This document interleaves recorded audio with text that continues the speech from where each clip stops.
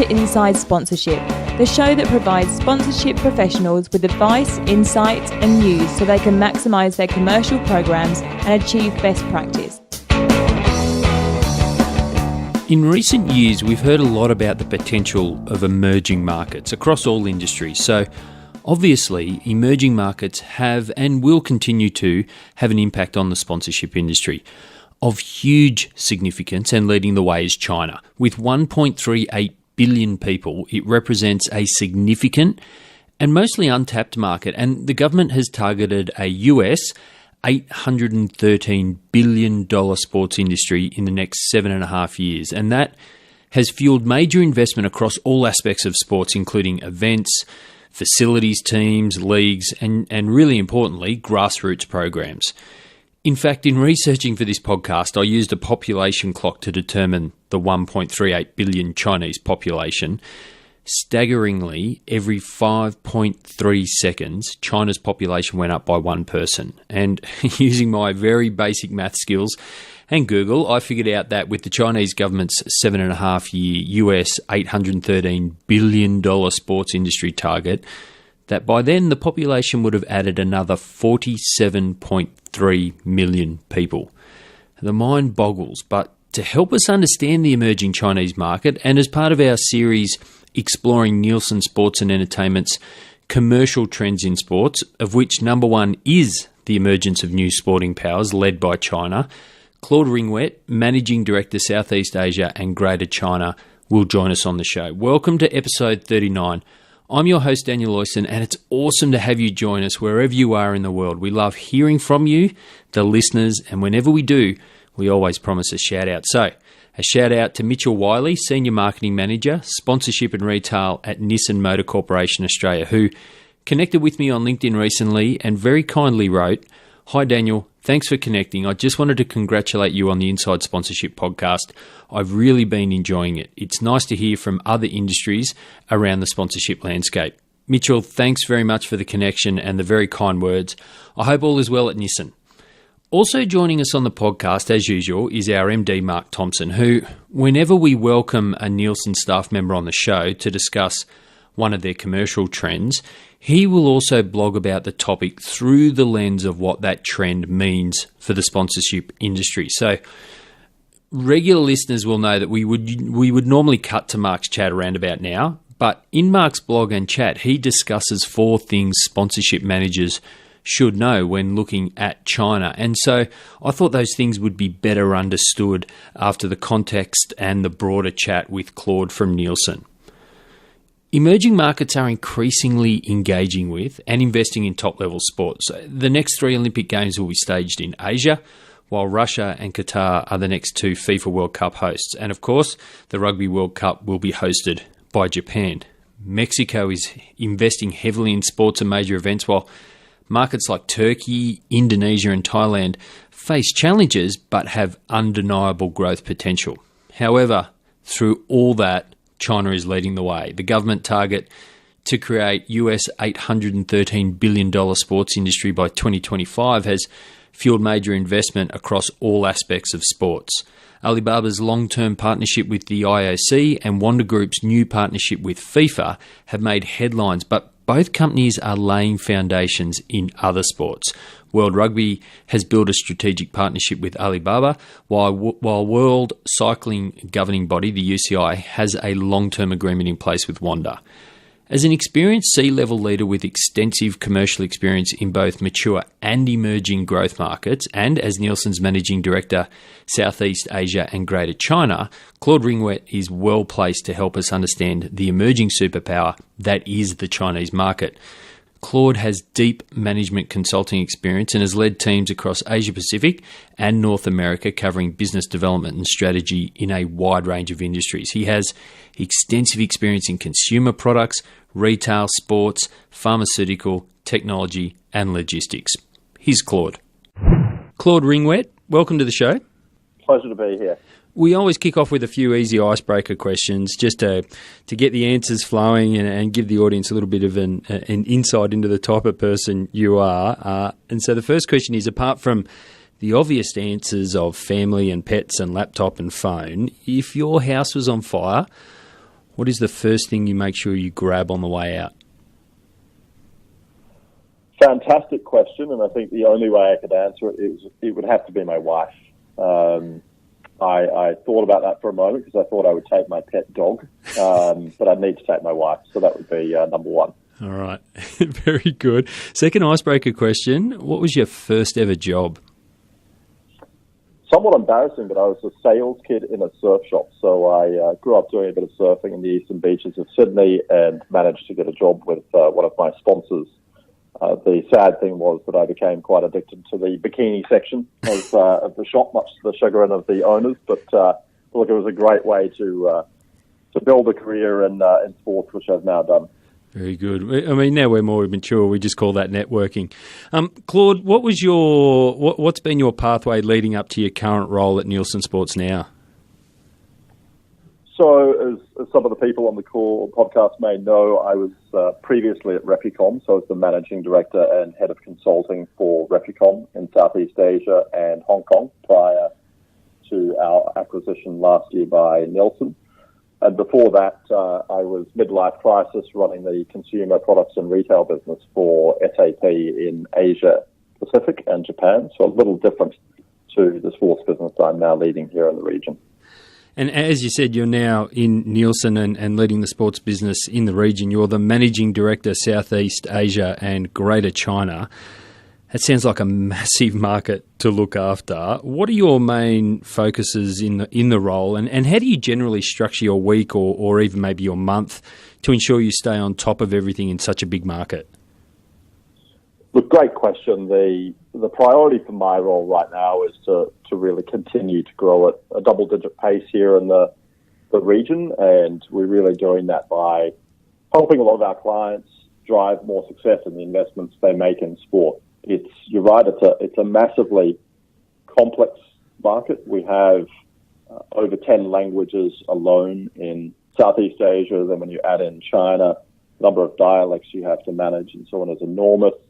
For me, it's really a case of getting the priorities right and balancing our approach to the market in very mature markets from a commercial perspective, like Singapore and Hong Kong, to very different propositions we face in markets like Myanmar and Cambodia. At the end of the day, other than managing my suitcases and traveling on a weekly basis, the priority really now is on the booming sports industry in China. That's where the majority of my time and energy is now pointed towards, and really helping both rights holders and brands deliver the success they're trying to achieve in that Chinese market. And focusing on China and some of those clients that you work with, can you tell us a little bit about some of those clients that you work with in China? Sure. Look, we've been really lucky at Nielsen Sports and prior to that at Replicom at having a very good portfolio of clients, which originally emanated out of Hong Kong rather than the mainland. But we've managed to work across the spectrum of global and local rights holders, the major sports agencies, major brands investing in sport, as well as some of the government departments across mainland China and Hong Kong. Some of the marquee clients like NBA, we've worked for a number of years now with NBA China to really help them drive the effectiveness of their programs, whether that's the NBA 5-on-5, the Chinese New Year celebrations, or the global games. We've worked and advised agencies like Wanda, Irina around their volleyball assets, Catalyst, on really how to optimize their rights and then measure those outcomes from a sponsorship perspective for brand partners. We've also done a lot with the local brands. We've been fortunate to work with Tencent quite heavily and have some good partnerships with them in China. And the brands like Vivo, Huawei, Hisense, a lot of these local brands who are also looking at investing in sport, both in the domestic market and globally. So a great portfolio of clients that we've been working with. And let's set the scene around those clients and the broader sponsorship market in China. Let's baseline China's maturity against, I don't know, for example, the UK as a mature market. Just for argument's sake, if the UK is a 10, the maximum, it's very mature. Where is China, and what are the reasons that market isn't as mature as something like the UK? Oh, that's a tough one. Great question. Well, I think at the moment I would say it's about a 4 or 5 out of 10. And I guess to add colour to that, I think that's really from the context of how sports are managed and run at a league level. I think if I looked at it from a kind of national sports program and Olympic kind of level, I would rate it a bit higher. I think the General Administration of Sport, who are effectively running sport in China, I think have some of the most rigorous grassroots and some talent identification programs that really lead to Olympic and national team success in many areas. But I think, if you look at the domestic program, it would be about a 4 or 5. And I think the reason I think it's like that is that I think, as I said, most of the investments have been focused on the Olympic type programs. And I think it's really only been in the recent sort of decade or maybe 2 that you've started to see some real marquee athletes from China take a position on the world stage. And I think Yao Ming was kind of number 1, but then you've got some of the tennis players like Li Na and Zheng Ji. Badminton, you've got Lin Dan. So you've got some athletes now who've really helped up the maturity level than some of these major sports in China. But I think if we kind of step away from sports and organisation of sports, I think when it comes to commercialisation, I actually think from a maturity level, they've really done a good job. I think they have platforms in place that are far more sophisticated than what Western markets had in the time frame China's had. So Weibo, WeChat, Sina, all of these platforms are incredibly sophisticated from a technical and an e-commerce perspective. And I think that's why we're starting to see sponsorship investments and investment in sport really move quickly in China compared to what was probably seen in mature markets some time ago. And what are some of the things that you think will help the Chinese sponsorship market ensure that they mature to a higher level than, around about a 5? Well, I think a couple of things. I think they really have to look at how they're packaging entitlements and how rights holders are really creating more compelling stories for brands and target brand partners. And I think for brands, it's really a lot at the moment about education and getting more sophisticated with why they make the decisions they do to invest in sport. A lot of it historically has, and even now, is still driven by state-owned enterprises being compelled in many ways by the state to invest in sport. There's also a lot of the chairman's choice type philosophy, which is very prevalent in Asia, that is really counterproductive, I think, to sponsorship. So I think it's really going to be about brands getting a lot more sophisticated with setting objectives and then working with rights holders to really define how to achieve those objectives and measuring that success. So I think they have to go through that process. There is a lot more demand now in China to really get to the bottom of the return on investment that they're making from these investments in sport. But it's going to take some time. So I think it's a journey, and they're at the early stages, but I think in the sponsorship space. You touched on it briefly just then around state-owned enterprises and government investment. Obviously, there's a lot of change happening in China, particularly as they emerge as a big market in sports. It is being fueled by state-owned enterprises and government investment. Can you outline a little bit more about what's being done on that front? Absolutely. Look, I think there's massive push from the Chinese government, obviously, in sport. It's seen as a major play for them now. The General Administration of Sport has invested huge sums of money now to grow the industry. So when you have to look back 12 months ago, the stated goal coming from the president of China was the creation of an $813 billion sports industry by 2025 and to have the world's leading domestic football league by 2050. That's taken incredibly seriously by the General Administration of Sport, and the money they're throwing behind it is unparalleled, I think. There's been $2 billion spent alone in the last 2 years on investments in football, both domestically and globally.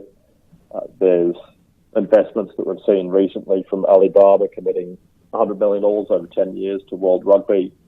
You've got agencies like Wanda investing in UCI to create new events and tournaments.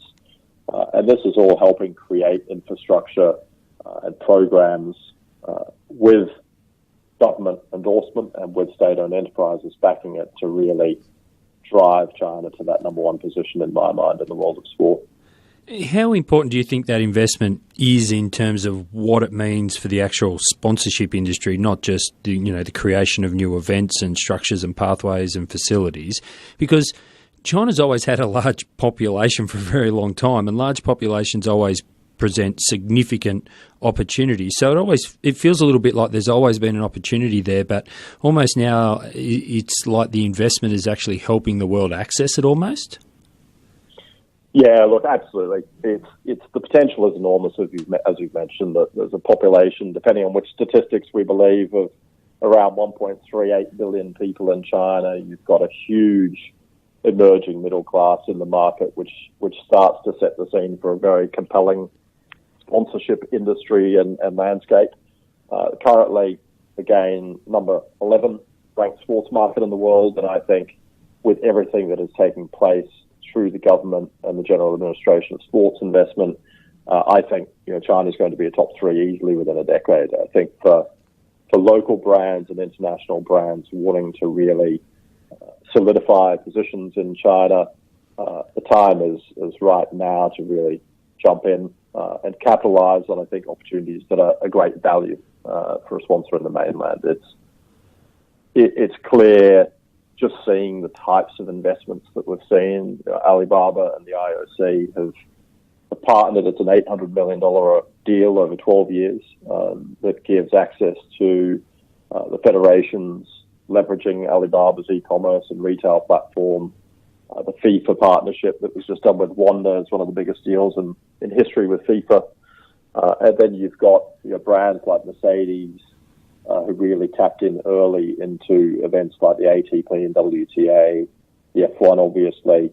And the reality is, as you said at the outset, with a population of 1.38 billion, the number of eyeballs that can be reached and the spend per capita in this market is just so significant that it's going to create enormous opportunities over the next decade for the sponsorship game. Yeah, certainly a lot of people. We've seen some leading Chinese brands, and you've mentioned them a couple of times in your responses so far, so particularly in Alibaba and Wanda Group. We've seen them invest and build partnerships with rights holders outside of China.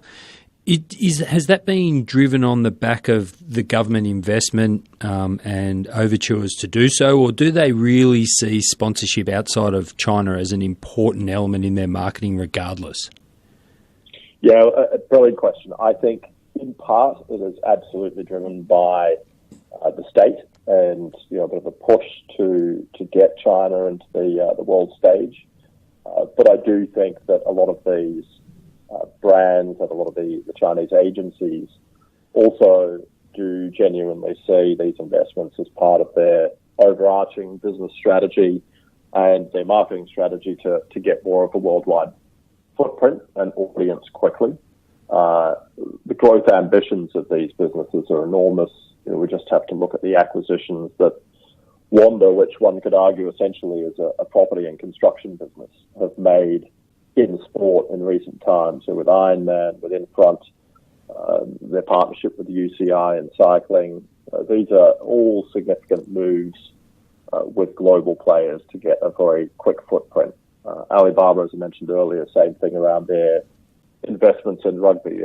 Yes, there's a genuine intention to grow participation in rugby in China and to bring some marquee events into China, but I also think that's a very smart strategic move by Alibaba to get their retail e-commerce footprint out and growing quickly in Western markets.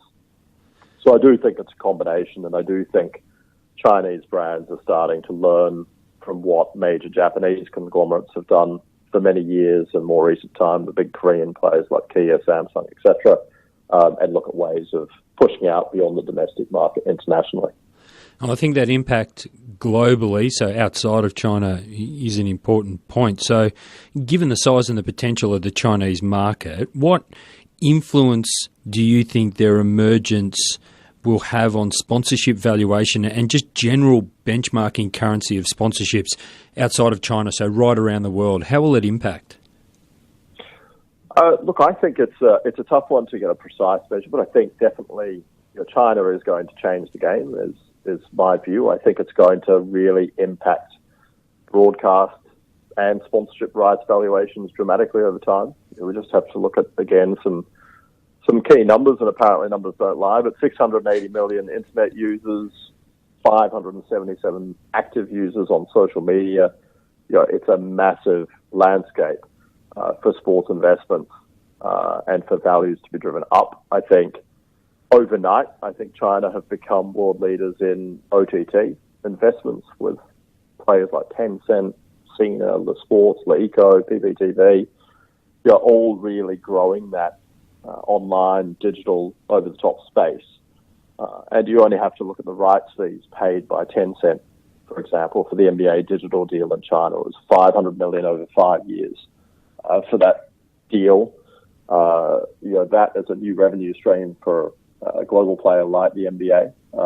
And I think that's really going to shape benchmarks for not just valuation of rights, but also how monetization ultimately plays out in the sponsorship industry going forward.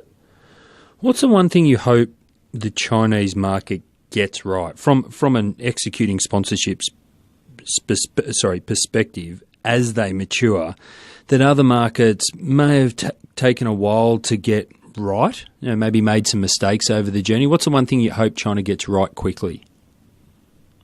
I'll be a politician. I'm going to give you two answers here, not one. Number one, I think, is really genuine collaboration. Right? I think that having had the benefit of working across Asia Pacific now for quite some time, obviously we've got some good examples of collaboration in markets like Australia and some of the more sophisticated deals in a market like Singapore or Hong Kong. But generally speaking, it's quite disconnected. There's not a lot of collaboration between a rights holder in this part of the world and the brands and agencies who are then activating the rights they are getting entitled to. So I think China has a great opportunity now to ensure that rights holders are really effectively partnering and collaborating from day one, not just getting a contract signed and handing over a check, but then really partnering to collaborate on the journey of activating and making sure that both parties benefit from the entitlements that they have. And then I think the second is really measurement. I think, as I mentioned earlier, a lot of Asia has been around chairman's choice or state intervention in sponsorship decisions. Therefore, there's been a real lack of maturity around needing to measure the types of returns or benefits that can be delivered. I think what we're now seeing is brands, both mainland Chinese brands plus international brands, really demand from rights holders better visibility into the types of returns they're going to get. And I think that's something that China can lead the way in, because I think it also took Western markets quite some time to really get to the bottom of quantifying these returns. So they're the two, measurement and much tighter collaboration between the partners. Very good. For non-Chinese rights holders and brands, what are a few of the larger cultural differences that they really do need to be aware of before they go rushing into this big opportunity in China? Look, it's really having a very clear understanding of who their consumer is and who the sports fan is for their property, right? At the end of the day, you've got roughly 80% of the urban Chinese market being very interested in watching or attending sports. That's only second to their interest in travel at the moment. So you've got this massive market potential, but there are huge nuances in the consumer behavior between what you see in a tier 1 city like Shanghai and a tier 3 city like Yancheng, which is extremely close from a proximity perspective to Shanghai. That's language, the dialects they speak, that's the type of spending power they have, that's the specific sports and events they're interested in. So I think getting that level of understanding as a first step is very critical, and being realistic about then the potential for the sport or event that you're looking to bring in. At the end of the day, the Chinese consumer is really fickle. There's not a lot of loyalty, and they're very unforgiving. I think you quite often, as I say, get one chance in China, and if you get it wrong, it's highly unlikely they're going to re-engage. So that's the key. Understand the consumer, understand the sports fan, and be very, very clear about what you want to accomplish. I think that's an interesting point around understanding the differences between cities, because in a lot of what we would consider mature sponsorship markets, they're reasonably homogenous, aren't they? I mean, people will watch football right across the country, and in the summer watch cricket right across the country. But in China, it sounds as though it's quite different. Yeah, look, absolutely. There's massive differences in China in terms of engagement with sport.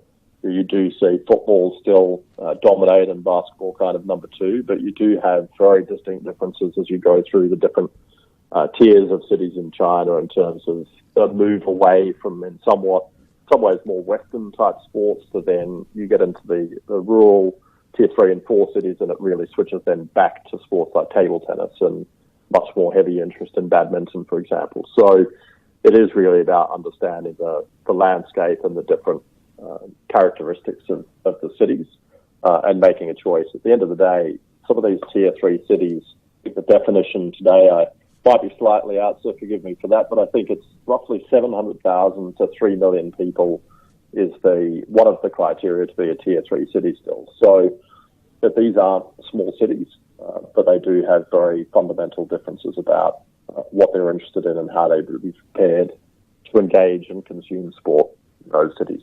So even with a good understanding of the differences between the cities and the cultural differences, with non-Chinese brands, given that Chinese sport isn't consumed all that much in markets outside of China at the moment, are Chinese rights holders and brands better served on focusing internally, or is there actually a big opportunity for non-Chinese brands to do well in sponsorships in China? Look, great question. I think there's definitely, and we've seen the opportunity, as mentioned earlier, to invest outside of China as part of their growth strategy. But for rights holders now, I think the focus has shifted markedly towards improving the quality of domestic leagues, and there's certainly been significant investment and enough press coverage about the Chinese Super League and what they're trying to accomplish there. But you're also seeing significant moves in the CBA, the basketball league, the volleyball league. And I think both local brands and non-Chinese brands can definitely make those investments into local sports. But again, I think they've got to have a very clear understanding of the audience they're trying to target and what benefit they're going to get. The viewership is up for sports like the CSL across both streaming platforms and traditional linear TV. But again, picking the right sport and the right audience is going to be the crucial thing. You spoke before about your hope that with a maturing market will come a focus on objectives and measurement. From an objectives perspective, what types of objectives do Chinese rights holders currently focus on helping brands achieve, and which ones of those are currently producing really good results? Well, I think the most logical one is what jumps out, and that's really, as the market domestically is still fairly nascent in terms of sophistication. I think the biggest focus now when I talk to rights holders in China or brands is around eyeballs. It's really about capitalizing on the viewership of sports primarily through linear TV, and that's, again, primarily through state-owned broadcasters like CCTV. But also the streaming play, the online play, is becoming crucial. There's just such a plethora of fantastic platforms in China now through the Tencents and other players that it's become the primary focus for anyone investing in sport and the local market.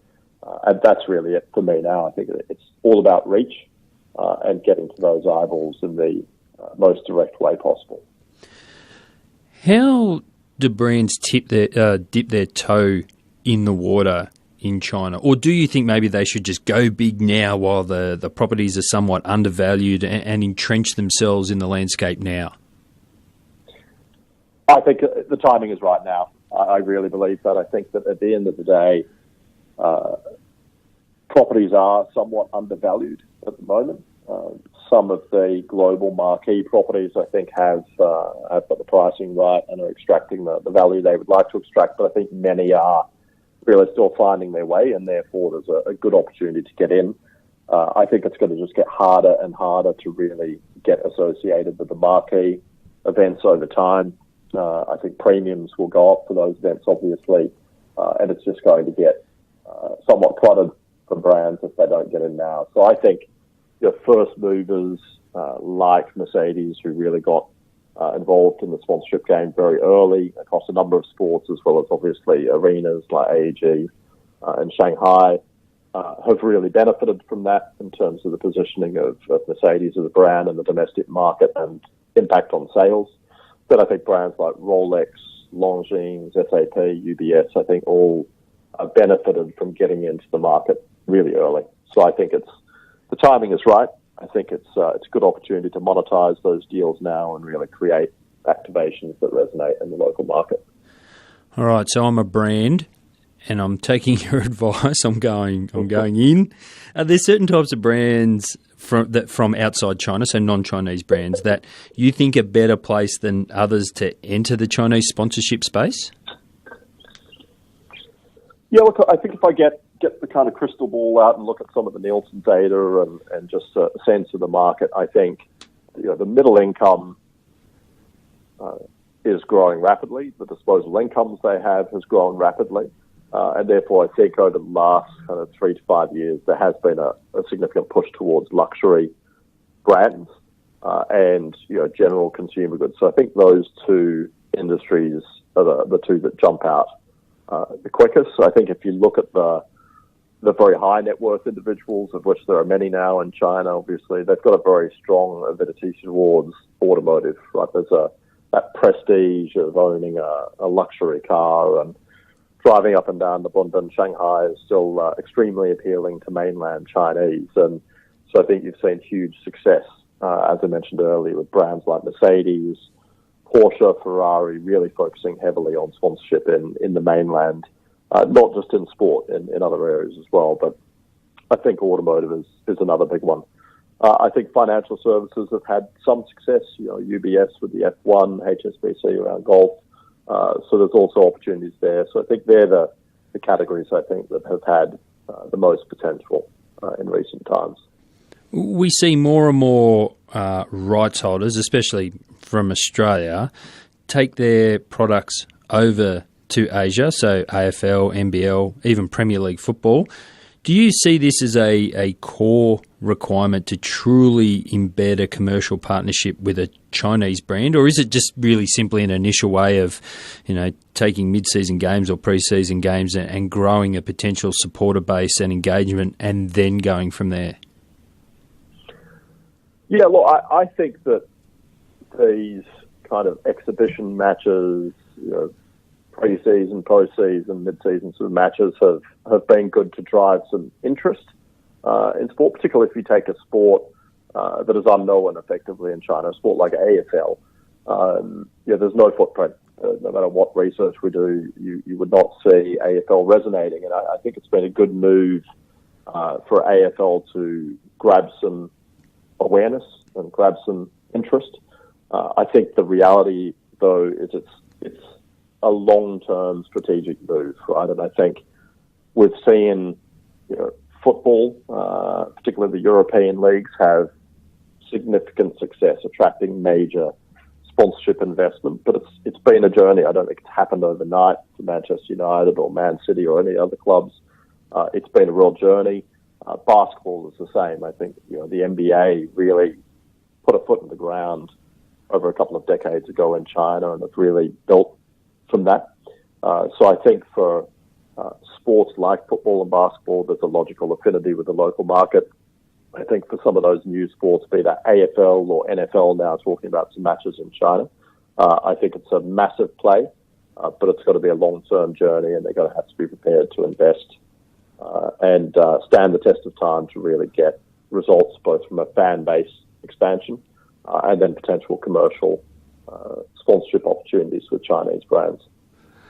Those earlier comments about China's potential are nearly always focused on sport, and rightly so. You know, Nielsen Sports, and it's a report on 10 trends in sport, and particularly when we're discussing sponsorship and the opportunities there. But apart from sports, what's your take on what other areas outside of sport, you know, entertainment, leisure, are maturing in China and that brands should maybe take a closer look at? Look, I probably shouldn't give out my details after this call if anyone is listening who has an interest in non-sport. But Claude, I'll remind you that we don't edit it very much too. Brilliant. So look, any esports fans out there, you're going to kill me, but I don't consider esports to be a sport, even though it has that title. But esports is huge. The reality is that Tencent acquired Riot Games and the League of Legends into their portfolio. Tencent have the world's biggest gaming portfolio, and the interest levels in esports in China are going through the roof. So there's massive interest there. They've got the World Championships coming up for League of Legends in Q4 this year. They've got the final being played out at the Bird's Nest Olympic venue in Beijing, and it was a sellout. And I can't remember in how many minutes they sold out that stadium, but complete sellout to watch the League of Legends World Championship. So I think that whole esports and gaming industry is going to take off. I think some of the numbers we currently hear about the size of the industry are a little bit more significant than I think reality. But for brands, it's clearly an area in China and in the region that is a growth area and is one that is very appealing for many brands. So that's definitely one. And then there's also been a massive increase in the number of events happening around general food and entertainment type fairs in China. I think it's tightly correlated, obviously, to the middle income growth and their increasing interest in travel and food. And there's been some real success in that space. So I think they're the two. Esports, which isn't a sport, but esports is number one, and I think food and entertainment number two. And for just a note for the listeners, if you didn't catch the episode where we looked at esports in detail with Thomas Ravelid, then just head to SponServe.net and go back through the show notes. Interesting chat, and we'll pass on Claude's details to Thomas, so they can have a further debate on whether esports really is a sport. Now, Claude, we know that rights holders have focused a lot on content creation over the past few years particularly, and we know that good ones collaborate well with their sponsors on that front, and you nominated that as something that you hope China gets right early on, that collaboration. I'm interested in how similar the Chinese population's appetite is for content versus what we see in other more mature, maybe sports sponsorship markets. Is it an emerging appetite? Is it the same, or is it far greater than what we know? Look, tapping onto what I just mentioned about esports, right, I think the gaming industry is an example of the appetite, and it's insatiable. But to me, they're ahead of the curve when it comes to a comparison between mainland China and mature markets. I think they're ahead of the curve.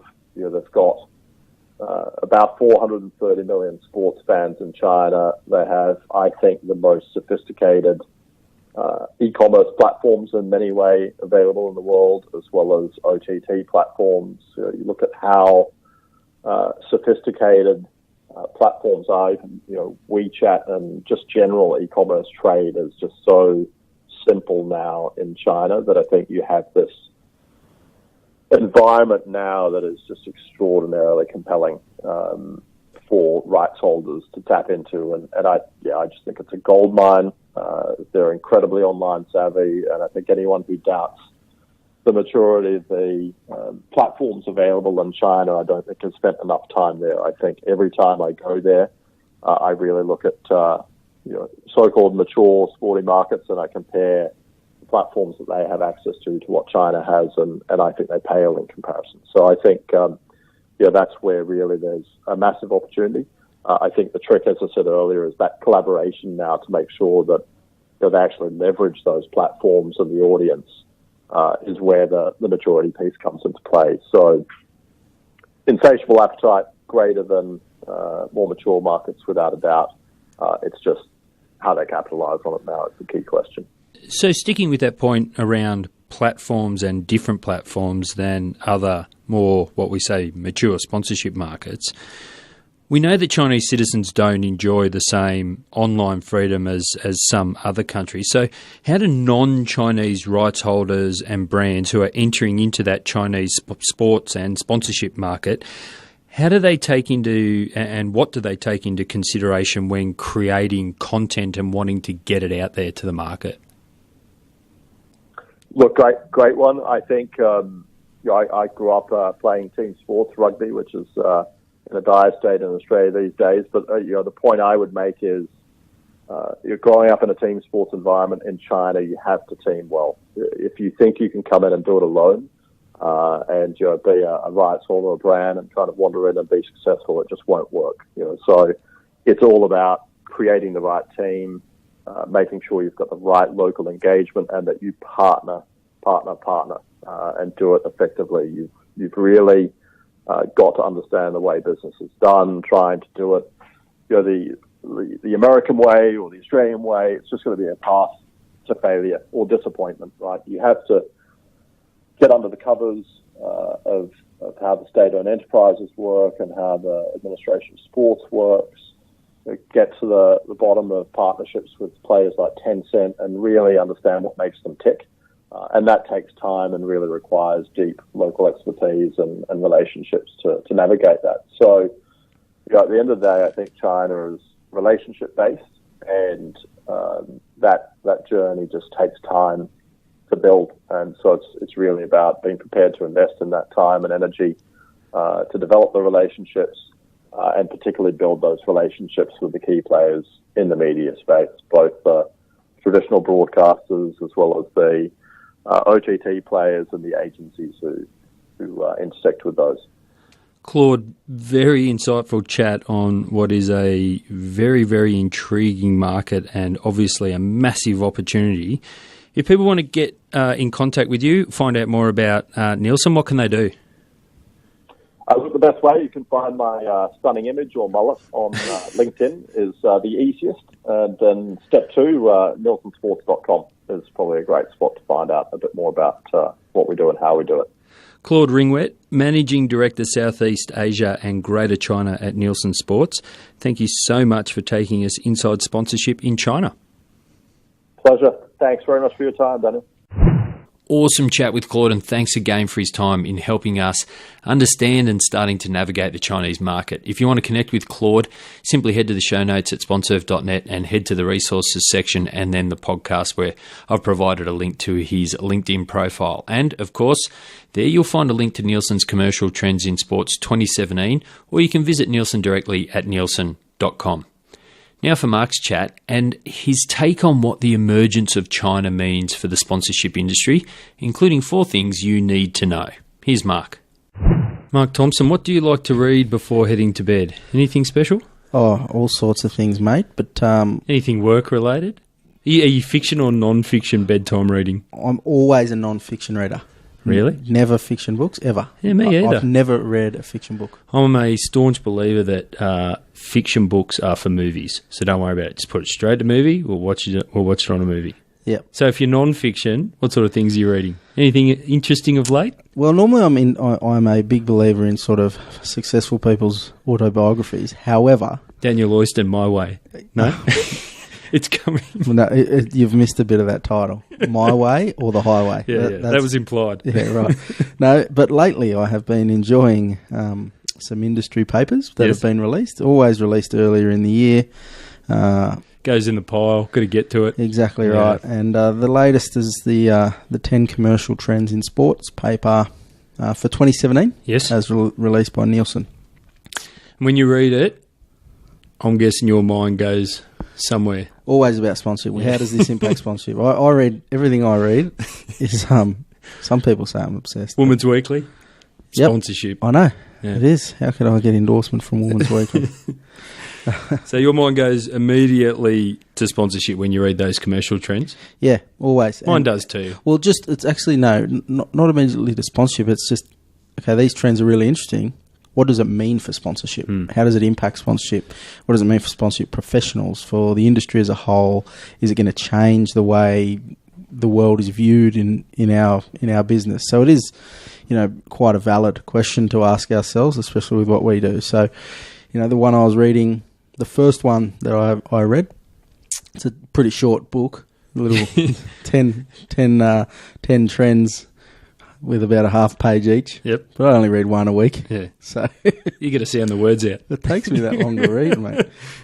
So the first one I was reading is The Emergence of New Sporting Powers, led by China. So what we're going to do is each month we're going to have you writing a blog and talking about one of those trends and how it applies to sponsorship, what people need to know, what they can apply, what they can learn from it, and then we'll back that up with an interview from a Nielsen Sports staff member. But as you said, the first one is about China.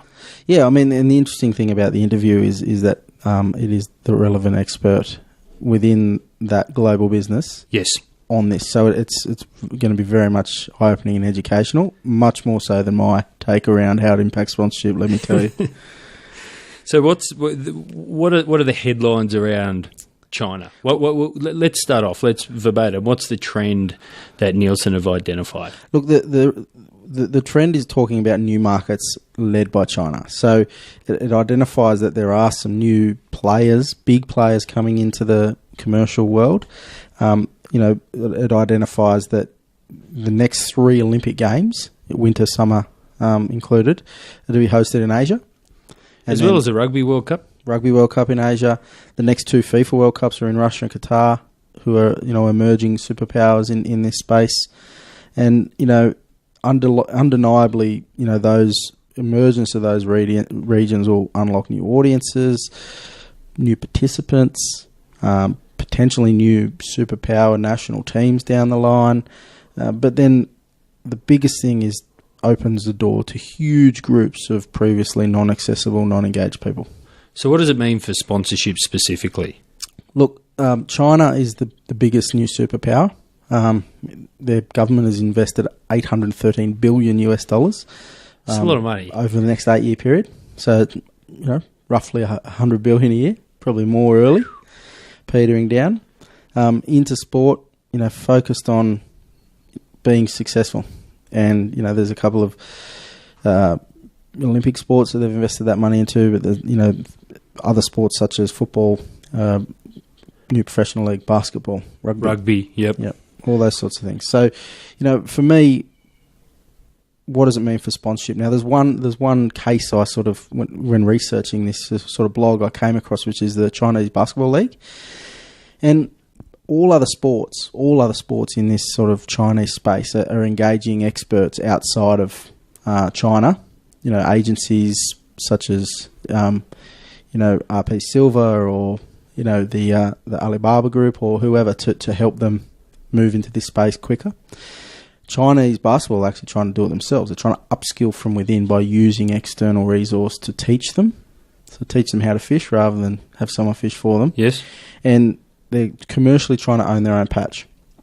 I think that's where everyone will end up. But regardless of the approach, there's kind of 3 key things that it means in terms of opportunity for sponsorship people and within our industry. So for brands, it gives brands an opportunity to connect with newly engaged, impressionable, and probably undervalued properties at this point in time. Agencies, obviously they can establish a market presence early in the piece. They've got the expertise to impart onto that market, and they can grab market share right now while the pie's being sliced up. And then obviously for sponsorship professionals, which is who we mostly talk to, it's to impart, the opportunity to impart their knowledge, expertise, but also expand professionally, new cultures, new opportunities, great new experiences by taking leadership roles in those markets. There's not often opportunities for sponsorship professionals to go and trailblaze, is there? No. It might be a new part of a sport like Big Bash or, maybe a competition, Splinters or something like this. But this is true trailblazing. This is really upskilling and imparting your knowledge. And if you do that well in a region like China as it emerges, and then you come out of that region, professionally you're going to be pretty well placed. Well, and not only are you going to take ideas that are proven and existing from where you are, the opportunities and methods and information that's going to come your way because of the resources at your hand. You know, you're going to, even if you return in 5 years' time, you're going to be have some invaluable knowledge. There's various superpowers or emerging markets, but China's particularly of significant importance, isn't it? It is. Or mate, the population alone. I don't know how they count them all.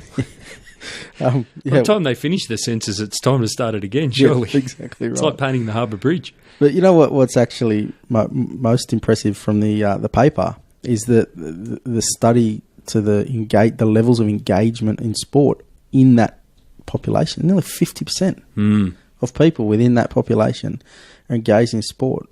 So that highlights the opportunities to exist. And you know, China's developed population is the biggest sort of opportunity, but there's also, you know, Chinese have a proven commercial appetite and ability to invest, which we've seen. That they are proven to adopt and utilise and lead technological development. Lead's the important word there. Exactly right. But then also recent time, there has been to some extent the freeing up of the class structure over there, which, you know, if you want to get into Chinese politics, it's a snoozeworthy research topic, but I went through that. And but, you know, with regards to access to sport, they've actually allowed the middle class, freed it up a little bit, and you know, that's where the big and they've got a growing disposable income and appetite for travel, Western culture. Exactly right, and you know, it's a quite an amazing you know, growth story over there. Anyway, just on that sort of front, but you know, what that means is China's about to explode, but you know, with some guidance from the developed sponsorship world, it has the potential to be game changing as well, because there's going to be new industry, there's going to be new technology. There's definitely going to be a change in how brands view the sponsorship world, activate and respond to sponsorship opportunities in those new markets. I don't want this to come across as flippant, but that's, you know, we've been talking about this for a while. The opportunity's there. You can't deny the numbers. You can't deny the investment. You can't deny sports and rights holders taking opportunities there. The Chinese basketball growing from the inside. We all kind of know that, and we keep covering off old ground all the time. Yep. What can we actually do with that as sponsorship professionals? What do we do with it apart from just understanding it? Yeah, look, I think you're right there, and it has been talked about for a long time. But I think the evidence in terms of actually signing football players and actually getting leagues off the ground, and you know, doing some things, you know, on a large scale to set infrastructure to go, that to me says they're about to go. And when I look at that, I think there's probably 4 things that sponsorship professionals should be aware of, because, you know, if you want to be successful in this game, you've at least got to have knowledge of what's going on. Yeah, that's true. So you know, I think the first one is investment, and the investment it covers multiple things. We're not just talking, you know, cash investment for you into China, or for China back into you. We're talking investment opportunities for brands to invest, you know, campaigns. Obviously, there's a lot of strict laws over there, but you know, the right brands to invest in campaigns and access that market for rights holders and business owners within the sponsorship space. Investment must be considered. But also, one thing I'd like to sort of mention there is, I think, more so than anywhere else, the investment has to be authentic. You can't just be going there because you think you need to be part of that, you know, conversation. It has to be part of a long-term strategic goal for your business. So if you're a governing body of a sport and you think we need to go to China, why do you need to go to China? Does it actually mean growth for you?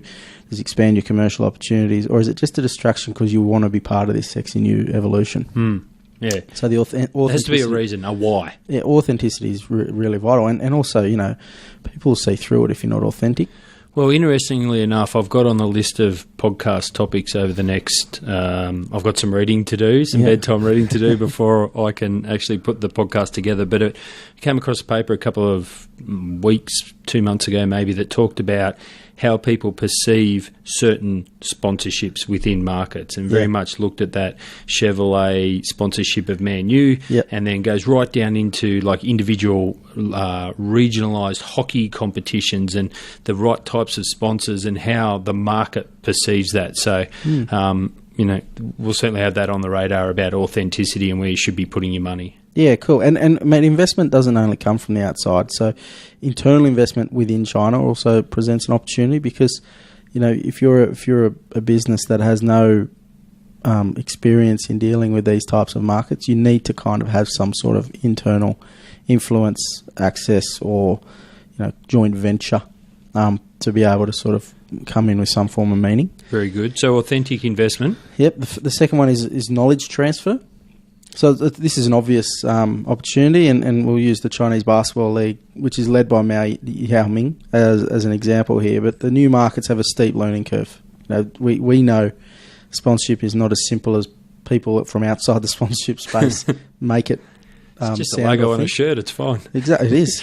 And but the investment available to those organisations means that they've got the resources to actually steepen that curve in terms of time frame, and they want to, and they're a proven learning culture, so they will be successful. So therefore, those seasoned, knowledgeable sponsorship professionals or organisations have a really rare opportunity, just like you said before, to play a leadership role and the transfer of knowledge into the emerging markets in a way that actually will influence the industry going forward. So if you want to be an influencer or a game changer, or, pack up the kids in the house. Off you go to China, or one of the other markets. Yeah. Fly in, fly out. All right. So investment, knowledge transfer, collaboration. Yes. Yeah, we'll just this sounds really big for me. I'm excited about this one. The collaboration is, funnily enough, in the blog I wrote, it's only 2.5 lines. Yeah, it's the shortest part of my blog, but maybe you should have helped me out there. Well, I think it's a great opportunity for study tours over there, conferences, bringing Chinese delegations, for want of a better phrase, to Australia on study tours to collaborate, see how you can work together, which ties in with the point prior, which is around the knowledge transfer stuff. Sports management universities, mate. Yeah. Like, unbelievable opportunity there. And it's only natural that the emerging markets are going to want to reach out to the already established markets, bring content, accessible audiences to further their own growth opportunities. They're going to want to grow outside of those emerging markets by being part of the global conversation. So those collaboration opportunities are authentic and are not it's not a one-way street by any means. Now, I'm looking forward to the day when an established, well-supported, followed, financially viable Chinese Tier 1 sporting competition brings a game to somewhere like Australia. Yeah, I mean, we're seeing this, I think, probably the start of that type of thing now. We've got obviously Arsenal in Australia at the moment. They're playing tonight against the Wanderers. They get on a plane tomorrow to Beijing, and they do the same thing over in the China. There's probably just as many people in Beijing that support them, or China that support them, as England. Oh, probably more, but huge. They're playing a couple of games over there as well, which is, I think, the first step to what you're just saying. Arsenal's a huge global brand, and the fourth one's employment. So, as per above, an expanding new market will always call for experienced professionals to lead the way. So, if you've got adaptable skills and you see some opportunities to enter as a leader, and you've got the authentic desire to move into one of these emerging markets and maybe do it tough culturally and within this sort of community for a while, then I think employment opportunities are going to be, for a short period of time only, quite accessible. But also quite rewarding. It's pretty exciting. On a scale of 1 to 10, how excited are you about how it's going to change the sponsorship landscape? Look, people can't see this, but his eyes opened wider, his tongue came out, his brow went up. He's excited. I'm going 10. You calling it a 10? Yeah, it is a Saturday afternoon we're doing this, and I just saw someone walk past the office with a beer, so that was why I was licking my lips. But yeah, I am excited. You know what? I'm as excited about China, who's dominated this conversation, as your Russias and Qatars and those sorts of other Asian markets as well, because they're all going to have a different influence on the world space. And I think what we'll see which is the most exciting part for me, is a real sophistication around how brands activate in different territories. Oh, there's so many cultural considerations that they need to take on, isn't there? But also appetite, like, different products. So, you look at, let's just, off the top of the head, somebody like Unilever, right? So many different brands at their disposal, might have a deal with, with an agency or somebody, and the different products, the way they promote those products, the way they advertise those products, the way they price those products, everything is just going to change, and it's going to be so exciting and interesting to watch. But as sponsorship professionals, as I said earlier, we all need to actually know what's going on so we can adapt ourselves. Yeah, very good. So, and if you want to read through all of that in slow time, head along to the blog, SponServe.net. Under the resources, just head to the blog section, where you can go over all of that and take copious notes. I love the photo you've put on the top of the blog. Yeah, little Chinese flags, Superman, ties in with the superpower. Sometimes you get lucky and find a good photo. Well done. Thanks for joining us. Cheers. That's about all we have time for in episode 39. Don't forget to head to SponServe.net to read Mark's blog, or to download Nielsen's Commercial Trends in Sport 2017 paper. Of course, if you aren't getting the blogs or the podcast direct to your inbox each week, then just shoot me an email or sign up at SponServe.net. If you want to connect with me, then you can do so on LinkedIn. Just search for Daniel Oyston, or drop me an email at daniel@SponServe.net, or on Twitter using the handle @SponServe. And of course, you can connect with Mark Thompson on LinkedIn or email at mark@SponServe.net. Don't forget, you can follow us on Facebook, LinkedIn, Twitter and Instagram. And if you want a shout out, just like Mitchell did, be sure to get in contact. We really do love hearing from you. If you haven't already, head along to iTunes, leave us a review. It makes us feel really special, but more importantly, it helps others just like you find the show and learn from others in the industry. And that's what this show is all about. Until next time, I'm Daniel Oyston. Thanks for listening to Inside Sponsorship.